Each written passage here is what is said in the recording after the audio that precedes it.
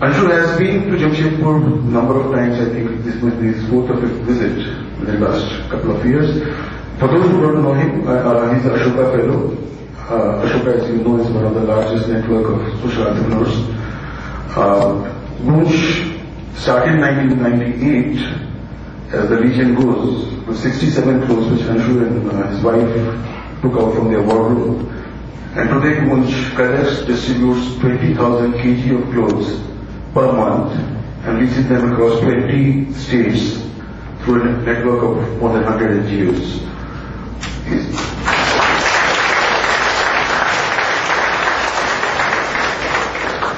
His work also won him the World Bank Development Marketing Award about a couple of years back. GOONJ was also the NGO of the Year by Kenka Foundation, and very recently, Salem IBM selected 30 people as the real heroes, and one of them was Anshu as well. I would like you to talk. Thank you very much for calling me. This is really becoming a home now. I think it's my fourth visit. Basically, just one more line about joy of giving is, if you just think about it, no other occasion than election in India is the one where actually the entire country does something together. And that too, what is happening is that it has started happening in phases now. Election goes on for 2 months, 3 months. So that way, this is a really unique festival where we are not asking for money, we are not asking for material, we are only asking for participation. That whatever you have the skills, you have time, you have money, you have monetary contribution, material, whatever. But out of 365 days, 358 days, you enjoy joy of taking, 7 days, joy of giving. In this entire campaign, initiated by another madman called Venkat, all of us got together and we said that how the country becomes one in the entire thing. GOONJ, as you know, and many of you must have heard, we primarily work on the issue of clothing. I'll just explain that in a few minutes. We said that can we open up the entire concepts, entire idea to people. So the baseline of our campaign, Power of Reuse, actually says we are giving you a copyright to copy our ideas. Now what is this idea?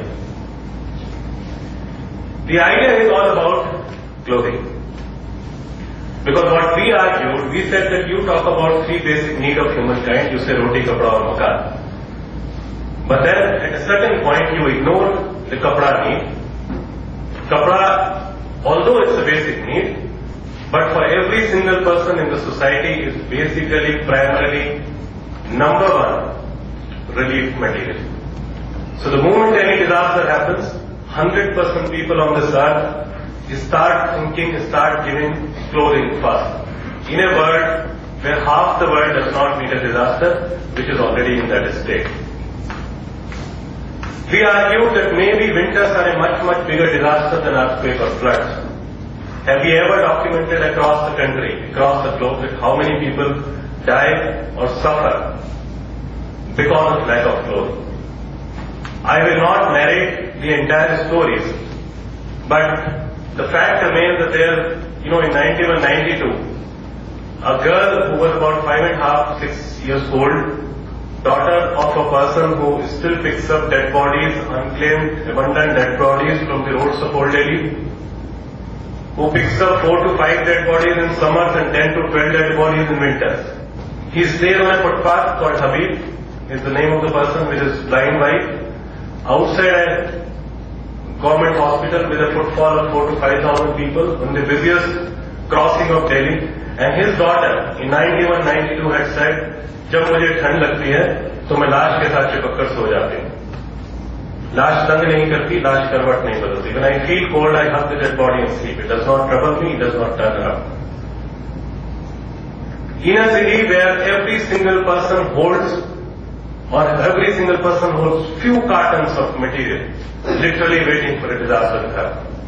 This is a country where still I can give you hundreds of examples where still people dig a pit in winters to sleep, to survive in winters.